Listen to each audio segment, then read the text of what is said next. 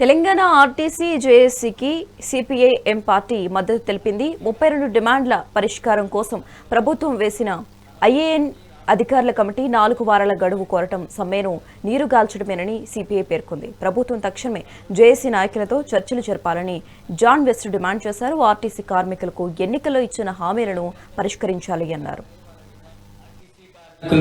ఈ రోజు నుండి సమ్మెలో పాల్గొంటున్నారు. సంవత్సరం నుంచి రాష్ట్ర ప్రభుత్వం దృష్టికి వాళ్ళ డిమాండ్స్ ని పరిష్కరించాలని చెప్పి కోరుతున్న ప్రభుత్వం నిర్లక్ష్యం చేస్తుంది. మొన్న 13 తారీఖునే సమ్మె చేస్తామంటే మళ్ళీ అవకాశం ఇవ్వాలి ప్రభుత్వానికి అని చెప్పి అవకాశం ఇచ్చారు. నిన్న రాత్రి అంతా చర్చలు జరిపినా సరే వాళ్ళ డిమాండ్స్ ని ఏ ఒక్కటి పరిష్కరించలేదు.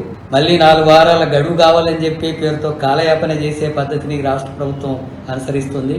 కాంగ్రెస్ పార్టీ ఎన్నికల మేనిఫెస్టోలో ఆర్టీసీని ప్రభుత్వంలో విలీనం చేస్తామని, కార్మికులంతా కూడా ప్రభుత్వ ఉద్యోగులకు గుర్తిస్తామన్న హామీ ఇచ్చారు. ఎందుకు అమలు చేయడం లేదు? కార్మికులకు ఇచ్చిన హామీలు అమలు చేయడానికి ప్రభుత్వానికి వస్తున్నటువంటి ఆటంకం ఏంటి? అట్లాగే కార్మిక రంగంలో పనిచేస్తున్నటువంటి కాంట్రాక్టు అవుట్సోర్సింగ్ పేరుతో చేస్తున్నటువంటి వాళ్ళని రెగ్యులరైజ్ చేయాల్సిన అవసరం ఉంది. వాళ్ళు పని చేస్తున్నారు, వేతనం తక్కువ వస్తుంది. ఆ రకంగా దోచుకోవడమే కదా. అట్లాగే యూనియన్ ఎన్నికలు నిర్వహించి యూనియన్ ద్వారా వాళ్ళ సమస్యలు పరిష్కరించడానికి అవకాశాలు కల్పించడం లేదు.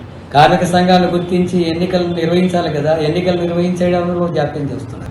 అట్లాగే అద్దె బస్సులు నడుపుతున్నటువంటి డ్రైవర్లని సంస్థలో విలీనం చేయాలని చెప్పి కోరుతున్నారు.